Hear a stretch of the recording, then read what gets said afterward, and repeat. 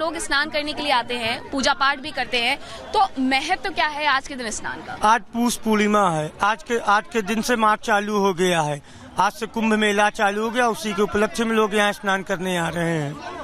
ये वही जगह है जहाँ कहा जाता है कि गंगा, यमुना और सरस्वती का मिलन होता है। हाँ, ये त्रिवेणी संगम है। गंगा माता, जमुना माता, सरस्वती माता का यही मिलन होता है, यही स्नान होता है। तो इस जगह के महत्व के बारे में भी थोड़ा सा बताएं।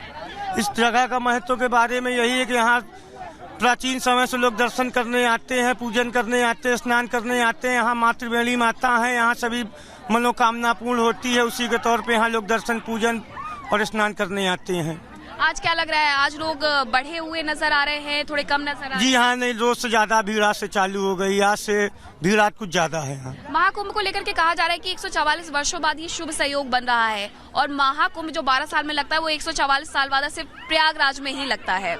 तो इसके अपने एक खास मायने हैं, लेकिन यहाँ अगर हम बात करें तो क्या कुछ खास तैयारियां भी की गई? यहाँ बहुत अच्छी तैयारियां की गई हैं। यहाँ हमारे मुख्यमंत्री माननीय योगी जी ने बहुत अच्छी व्यवस्था की है, माननीय मोदी जी ने बहुत अच्छी व्यवस्था की है। ये महाकुंभ की अच्छी तैयारी हुई है। जरा थोड़ा सा ये भी बता दीजिए कि आज क्या क्या पूजा पाठ किया जाता है? जो लोग यहाँ पे आते हैं स्नान करने के बाद गंगा मैया की पूजा भी करते हैं, कैसे करते हैं? यहाँ गंगा मैया की पूजा करते हैं, फूल से संकल्प होता है, गंगा पूजा होता है। आज के दिन क्या हमेशा होती है यहाँ गंगा पूजा, गंगा संकल्प। अच्छा, आपने बहुत पहले से भी देखा होगा, मुझे लगता है आपके पिताजी, दादाजी भी यहाँ पर जब रहते होंगे, उन्होंने भी देखा होगा कि जब संगम में स्नान करने के लिए आते हैं, तो इस बार जब लोग महाकुंभ में स्नान करने के लिए यहाँ पर आ रहे हैं, त्रिवेणी में आ रहे हैं, तो कुछ बदला हुआ नजर आता है? लोगों की आस्था बढ़ी हुई नजर आती है क्या? जी हाँ, लोगों की आस्था बढ़ी हुई नजर आती है। हमेशा से आस्था रही गंगा मैया के प्रति लोगों की, मगर इस बार का महाकुंभ बहुत अच्छा जा रहा है, क्योंकि काफी अच्छी व्यवस्था कराई है हमारे मुख्यमंत्री जी ने, प्रधानमंत्री जी ने यहाँ पे। आज तो मुख्य स्नान है, पहला दिन है, महाकुंभ की शुरुआत है। अब कल जैसे अमृत स्नान है, तो उसमें ये भीड़ और बढ़ सकती है? जी हाँ, भीड़ दिन पे दिन अब यहाँ रोज बढ़ती जाएगी। यहाँ बहुत लोग कह रहे हैं 40 करोड़ लोगों को आने की संभावना है, तो आ भी सकते हैं लोग, क्योंकि अच्छी खासी भीड़ हो गई आज से ही। कोई ऐसा मंत्र जो गंगा स्नान के समय पढ़ा जाता है? वो गंगा स्नान के समय नहीं, गंगा पूजा के समय मंत्र पढ़ते हैं। जो यात्री आते हैं तो उनको मंत्र से पूजा कराया जाता है। इस तरफ यहाँ पर गंगा है, और इस तरफ अगर मैं बात करूँ तो यहाँ यमुना है। कहा जाता है कि गंगा उतनी गहरी नहीं है, लेकिन दूसरी तरफ जब यमुना से मिलन होता है तो यमुना उतनी ही गहरी है। और इसी जगह पर, इसी संगम में गंगा यमुना के साथ साथ कहा जाता है कि अदृश्य सरस्वती का भी मिलन होता है। अब ऐसे में जो लोग यहाँ पर पहुँच रहे हैं, स्नान कर रहे हैं, मनोकामना मांग रहे हैं, पूजा पाठ कर रहे हैं, क्योंकि आज से जो पौष पूर्णिमा की शुरुआत हुई है उसका अपना एक अलग महत्व होता है इस स्नान में। 144 वर्षों बाद ये शुभ संयोग बन रहा है, और इस शुभ संयोग में जो लोग यहाँ पर पहुंच पा रहे हैं वो अपने आप को कहीं ना कहीं धन्य मान रहे हैं। देखिए, यहाँ पर स्नान करने के बाद जो लोग हैं वो गंगा मैया में गंदगी बहाने के बारे में सोच भी नहीं सकते हैं, और यही वजह है कि देखिए किनारे पर ही पूजा करके उन्होंने अपना दीपक जो है वो रख दिया है, जो फूल है वो यहीं पर समर्पित कर दिए हैं, ताकि किसी भी तरीके से जो पानी है वो निर्मल बना रहे, वो स्वच्छ बना रहे। सर, आपने क्योंकि स्नान कर लिया, इसलिए आपसे एक सवाल और बनता है कि क्या गंगा का पानी स्वच्छ है यहाँ पर? स्वच्छ है, बहुत स्वच्छ है, बहुत साफ है। साफ है पानी? एकदम साफ है, बढ़िया मतलब है। तो यहाँ पर जो सरकार के द्वारा तैयारियां की गई है उसे लेकर के क्या कहेंगे? क्योंकि कहा जा रहा है 40-45 करोड़ लोग आएंगे, और उस तरफ तो बहुत ज्यादा भीड़ है, 1 करोड़ से लगभग लोग आ भी गए हैं। ना, सही बात है, एकदम व्यवस्था एकदम बढ़िया है। व्यवस्था बढ़िया है, व्यवस्था बहुत ही अच्छी है, और सारी फैसिलिटी है, किसी को कोई तकलीफ नहीं होगी। किसी को कोई तकलीफ नहीं है। तो देखिए, लोगों की जो प्रतिक्रिया है वो आपको दिखाई रही है, लेकिन संगम में आखिरकार स्नान का क्या महत्व होता है वो हमने संगम से ही आपको बताया। रिपब्लिक भारत पहला चैनल जो पहुंचा है संगम में, और संगम में पहुंच करके आपको दिखा रहा है कि संगम में जो स्नान है वो किस तरीके से होते हैं, जो पूजा पाठ है वो किस तरीके से होती है, और उसी पूजा पाठ के साथ साथ यहाँ का जो महत्व है वो भी खास होता है।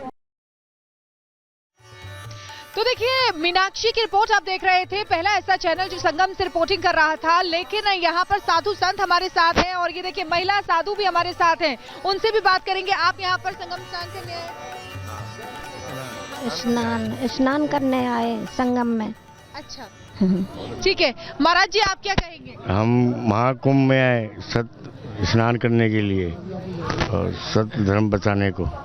आप कुछ कहना चाहेंगे? जी, हम स्नान करने के लिए आए हैं, समस्त तीर्थों का दर्शन करने आए हैं, समस्त भक्तों का दर्शन करने का आए हैं।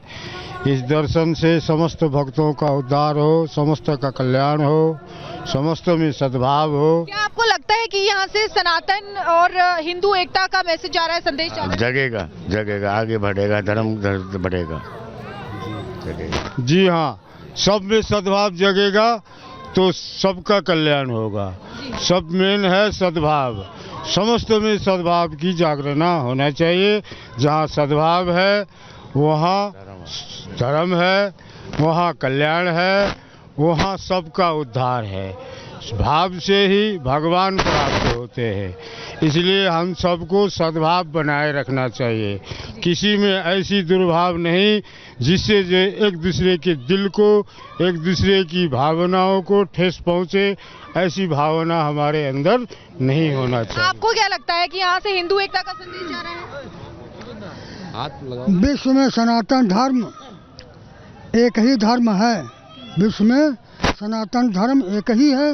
जो इस सनातन धर्म में बड़े बड़े ऋषि मुनि हुए, आज से नहीं सृष्टि की रचना से ये ऋषियों मुनियों वाला देश है भारत देश। हाँ, और ऋषियों मुनियों से ही विश्व का कल्याण होता है, हर देश की रक्षा होती है। जिस दिन सनातन धर्म नहीं रहेगा उस दिन संसार में कोई जीव नहीं बचेगा। बोलो सियावर रामचंद्र की जय। विश्व में सद्भाव हो। बोलो सनातन धर्म की, अधर्म का प्राणी में विश्व का। ठीक है, तो देखिए किस तरीके से यहाँ पर संतों का क्या कहना है। यहाँ से बड़ा संदेश जा रहा है। लेकिन हमारी सहयोगी ने विदेशी भक्तों से भी बात की है। आइए सुनते हैं क्या कहा उन्होंने। भारत में कहते हैं अतिथि देवो भव, तो इसलिए मैं मेहमानों से शुरुआत करूंगी, फिर मैं आप लोगों के पास आ रही हूँ। हिंदी नहीं आती है किसी को? No Hindi, English only. Which country? Portugal. You like Kumbh? Yes, of course. Like Prayagraj? Yes, very much. What do you want to say about Prayagraj or Kumbh?